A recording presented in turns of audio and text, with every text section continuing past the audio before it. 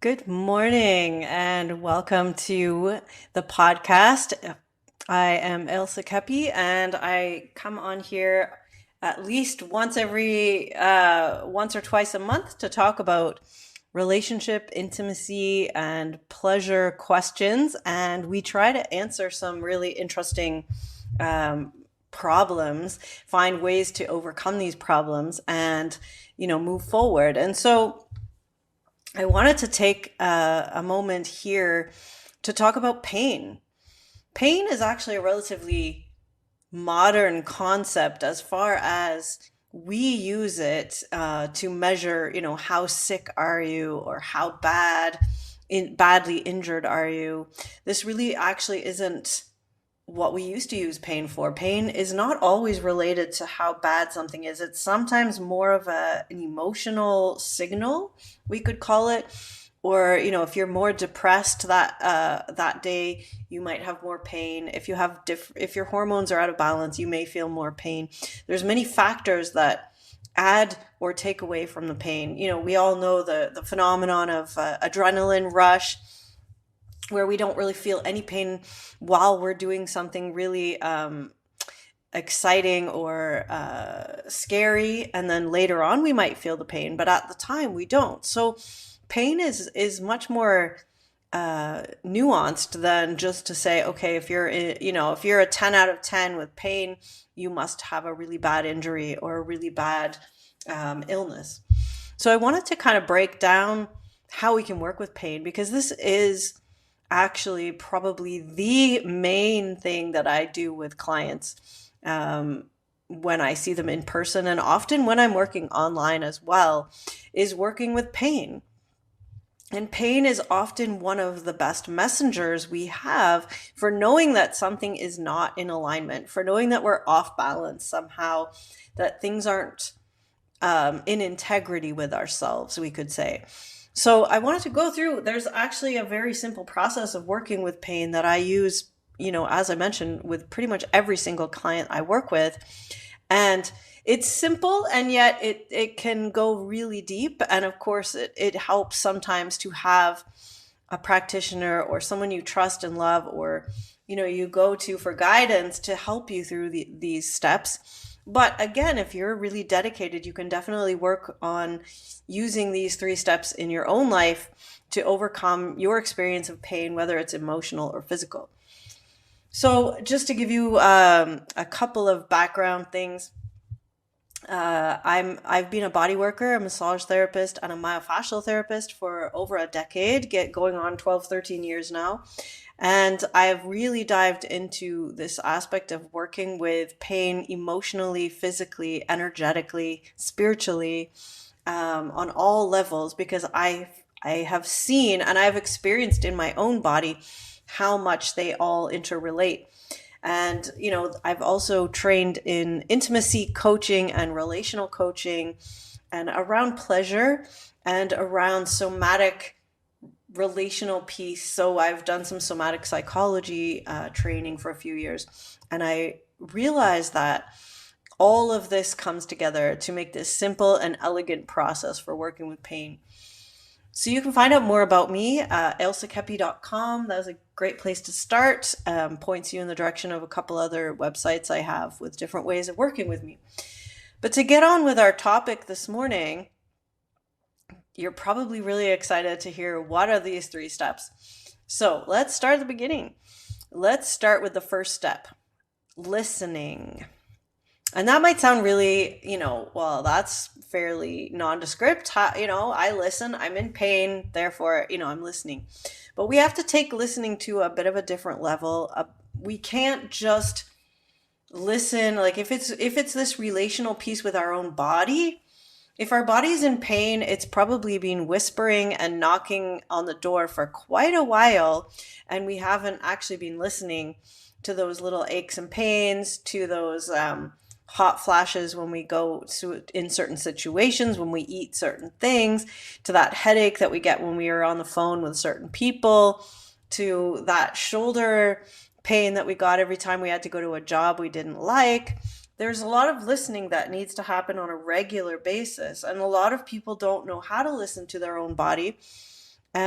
So until the body is screaming at them, they don't know how to listen. So often we have to, dial it back. And as you know, in a relationship, it's really tough to suddenly try to listen to your partner when they're screaming at you. Is way harder than if they came to you and said, by the way, there's this thing that's kind of bothering me. I wonder if we could talk about it. That would be way easier to listen. And same with our body. Like it's, very similar. If we listen to our body's discomfort, or our body saying, hey, you ate too much, maybe next time don't eat so much, or I was telling you that you shouldn't keep walking that extra 5K because your ankle was sprained, maybe you need to stop. If we listened at the beginning, the same as if we listen to our partner, if we listen to our body when it's kind of just speaking to us on a regular level, we would have way more easier time dealing with it. But if you get to that painful stage and all of a sudden your body is screaming at you, or your partner is screaming at you and you don't know why, we still have to try and stop and listen. There isn't going to be a way. You can't shut them up and say, oh, just go and, go and sort yourself out, go to the spa, like get a manicure, you'll feel better. Don't yell at me. That's not actually listening. That's, blowing off. And sometimes we do that to our body. And sometimes we do that, to our body, we do it in ways of like, oh, just give me a glass of wine. I just want to forget about everything and, let go, or give me that sleeping pill, or give me, let me go, for another half an hour so I don't feel the pain. These are the kinds of things we do to our body, the same as we might do in a relationship, where we kind of blow it off. And, if you blow it off, or you dissociate, or you close it up in a closet, if you're just like, I can't deal with this pain right now, I'm just gonna, mask it, block it, do whatever I need to get rid of it right now.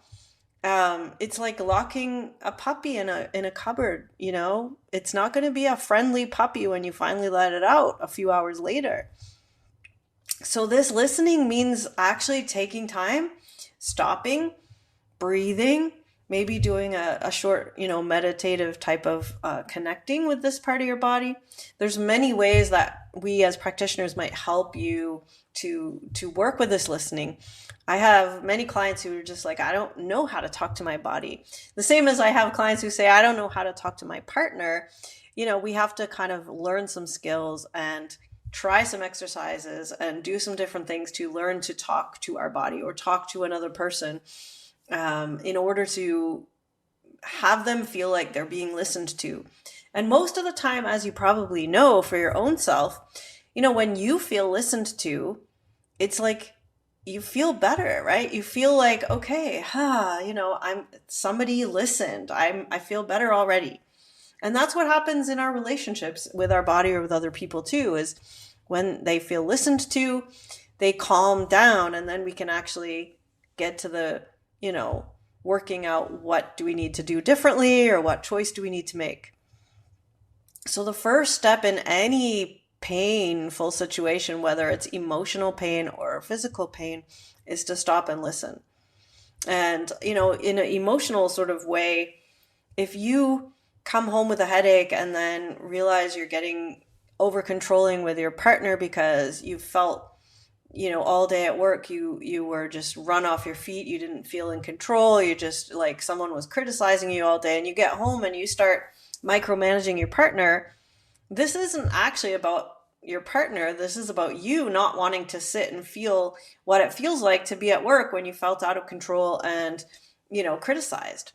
So that's the actual thing that you want to come back and listen to, not keep moving forward and go, oh, but my partner's now being annoying and didn't do the dishes right, or didn't or my body's being annoying and now it's hurting every time I want to sit down and relax. So this listening point has many nuances, and we'll have to take a whole time and go more into that. But the second step then, after you really delve into the listening part, is to feel. And we've kind of touched on it already, the feeling of what actually is there. What is the actual emotion? What is the sensation? What am I actually feeling here? And to actually allow myself to feel it, not to get scared by it or to get annoyed by it, or to think, oh, okay, I'm not doing well. I shouldn't be feeling that, so I'm going to shut it down.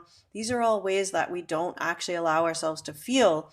And if you don't allow yourself to feel, then what's the point in listening if you're not actually going to acknowledge or change or really hear what they're saying?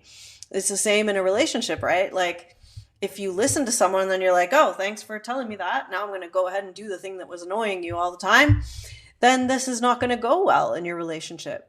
So same with the feeling. If you listen to your body and your body's saying, hey, I don't like those new boots you got, they make my calves hurt, and you don't listen to that and you don't allow yourself to feel the pain, and that you're just like, well, I'm going to wear these boots all day every day, then your body's going to, after a couple weeks, it's going to be screaming at you like, hey, these boots don't work for me. So we have to actually feel what's going on.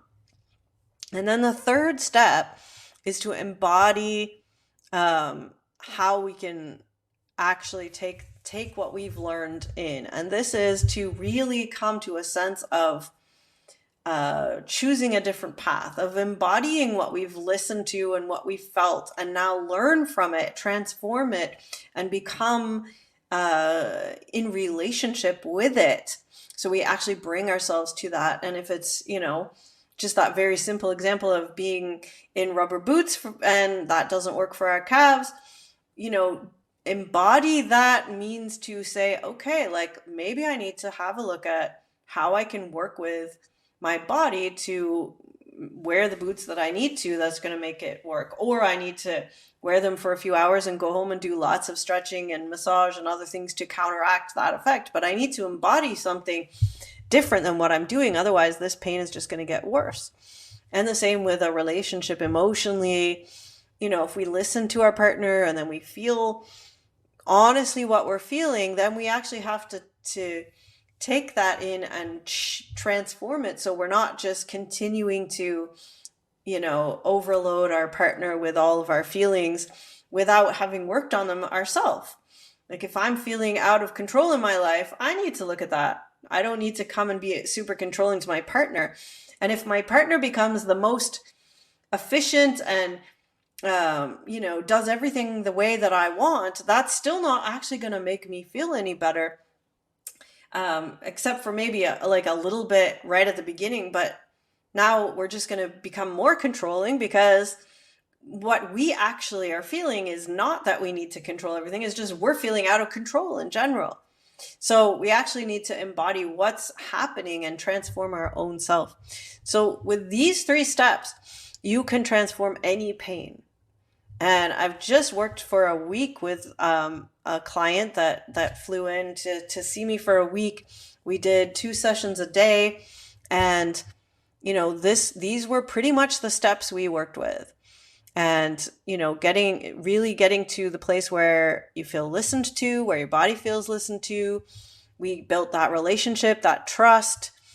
She had to trust that I knew what I was doing, and that I was not gonna make it more painful, that I was not gonna just leave her without any tools. And then she felt safe enough to feel. She felt into what was really there. And what was interesting was that there was still some pain, but what we noticed was that as we were working, the pain would come up and then it would go away much quicker as we were working. So instead of the pain coming up in a certain stretch and then lasting for 20 minutes of excruciating pain, it would come up, she would listen to it, we would feel it, and it would go back down in about 30 seconds. So it felt heard, we were paying attention to it. She was feeling it. And then we were working with it in the sense of what thoughts and feelings came up as we were working with that pain. And, we talked about everything from family dynamics to her place in her sibling order, to how she felt like a victim sometimes, to, all sorts of things that come up, that are embroiled and really enshrined in our pain. It might come up, if you're having problem in your relationship now, it's likely that you have felt similarly in past relationships, that you feel you feel taken advantage of, or you feel underappreciated, things like that. And the same pain comes up again and again. And this is often, you know, asking us to look at this and to embody that differently, to transform that to something like, well, if I feel like a victim, this is telling me that I need to work on boundaries, that I need to stand up for myself, right? So there's ways to work with that. So I wanted to just kind of talk a little bit about pain, emotional, physical, all of these types of pain, because it is a messenger for us to give us a clue that there's something to work with. And now that we have these three steps, this process for working with pain, you can almost, I mean, I'm not saying to run out and get in pain, but like you can almost be like excited or happy or gratitude that you have some pain that's coming up for you in whatever way, because it's showing you what you can work on to help you be a more grounded, more balanced, more joyful, peaceful person. So this pain is there to help you. And if we can change our mind about the pain and actually realize that it's helping us to look at what we need to look at in order to get to a better place in general in our life or in our body, then we don't have to, we don't have to shoot the messenger. We don't have to get angry with the pain. We can say, thank you for pointing this out to me. Now I have something that I know I need to work with, and we can work with it. And then it's highly likely that pain will disappear, and maybe other pains will come up, but you'll know how to work with it, and it'll come and go quicker. And we don't have to spend weeks or months or years in pain, whether that's physical or emotional pain, or relational pain. If you're in, a relationship that causes you pain, there's something to look at there. So hopefully this gives you some idea. I really wanted to offer you this process and just talk about it a little bit.